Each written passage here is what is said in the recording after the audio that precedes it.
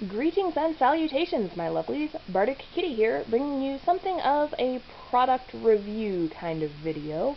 I have some of this Rendr brand paper, and I don't even remember where exactly I got this, but it was like a free sample thing I got, I think from like somebody at a con, like they had like a representative there maybe.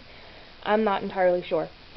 Um, but the main thing about this paper is that you're supposed to be able to use both sides, and like with markers even, like it doesn't bleed through, and you can do full color illustrations with markers on both sides of the paper. And so here on the inside you see some more examples of like comparing it to others, and then there's like order information on the back for if I decide I want to order more of this. And so basically it was just staple bound 2 sheets, and I went ahead and cut down the middle of those to turn it into like just 4 little sheets, and one of them I'll probably use for swatching and maybe just like doing some like really heavy testing with dark colors. I've seen other product reviews that artists on YouTube I watch have done for this brand of paper, and or they just use sketchbooks of this paper just in their everyday use. And from my understanding, it seems to honestly work exactly the way it says it should, so I'm excited to try it out for myself. I had completely forgot I had it until I ran into it not too long ago. And so let's get to some artwork! Yay! So of course, the first thing I did was take one of the sheets of paper and start doing just little test things. I started out with some of my multi-liners and then a couple of brush pens to get an idea for how quickly the ink would dry and whether it would need to sit for a while to see if it would not smear, basically. So I'm just playing around with those and putting some ink down, and then I'm going to kind of poke at it with my fingers, and all in told, it dried pretty quick. I was pretty impressed. Um, Also, I wasn't sure what to expect in regards to like the texture of the paper, because I know like a lot of marker papers are really slick and kind of like shiny or whatever. But this honestly, it almost felt kind of like almost more like a couple of the cheaper watercolor papers that I've dealt with, but there was a definite tooth to it, and it wasn't just like slick and shiny, and I definitely appreciated that.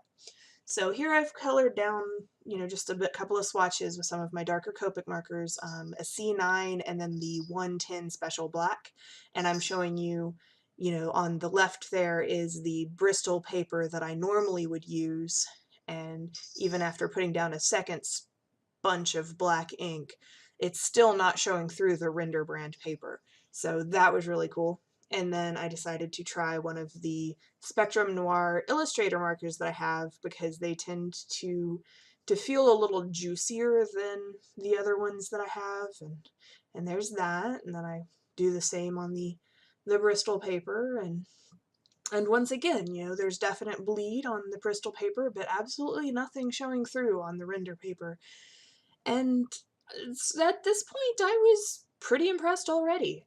I mean, I had seen the videos where people were using this paper, and it's like, wow, that obviously really works, but there's just something different about experiencing it for yourself. And then this is the last test that I did, and I just dripped just a big old wet drip of various ink, of refill ink, onto the page. And I mean, like, it was a lot. As you can see, that shine, I mean, like, I'm sitting there like waiting for it to dry, and this part is sped up, twice normal speed, so that it wasn't like I didn't want it to end up being like a really long video.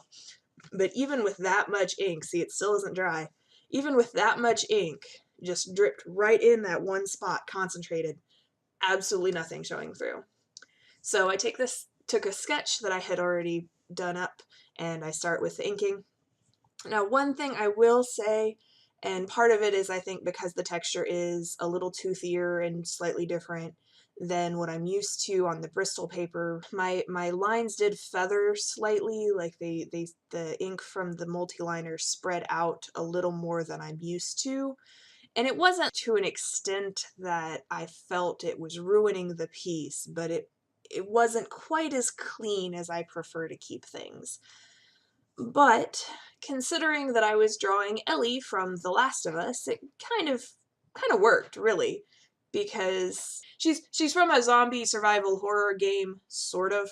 It's, if you're not familiar with the game, it's kind of hard to explain it. But anyway, so I feel like, you know, that kind of added to the kind of worn, and everything's kind of dingy in that game, and it's all kind of, she also came out very dark, and I'm not sure if it's the paper or if I just mischose my colors. I do have to say that I feel like the colors didn't blend as well on the Rendr paper as how I'm used to. It was almost like the ink just started to pile up and just become like a slick mess of ink. And so like I couldn't quite get as much blending as I'm used to. But at the same time, it just gave it a slightly different look than my normal stuff, and oh well. I still am pretty happy overall at the end of this with the way that the piece turned out, and I'm still really impressed with the paper. That is a downside that I found to it, though, the feathering from the multi-liner ink, and then also because I build up a lot of layers when I work, and so that's probably a large part of it. And it's actually why when I went into the shirt, I actually started with the darkest color and just went dark and then blended that in with the next lightest and then went over it all with the lightest, and that seemed to help a little bit, but overall it still just wasn't quite as smooth as I wanted it to be. But again, kind of worked for the character that I was drawing. Which, if you're not familiar with her, she is this really spunky teenage girl that's being led around by the character that you're playing in the game. And the reason that I had to draw her was I sat down to start the sketch for this while my brother was streaming playing this game for me. We do this thing where he plays horror games for me to watch because I'm no good at them, because I get really jumpy really easily, and it's not necessarily like being scared, but I startle very easily, and that messes me up with the controls because like my brain stops working for a second when I'm startled. Most people's do. So I was watching that, and I just love her and her personality. She's so spunky and amusing and just quick-witted. It's great. But here, as you can see, the picture is done. I'm showing you that there is no bleed through whatsoever. Well, thank you all very much for watching. As always, I love you all very much, and I will see you again next week.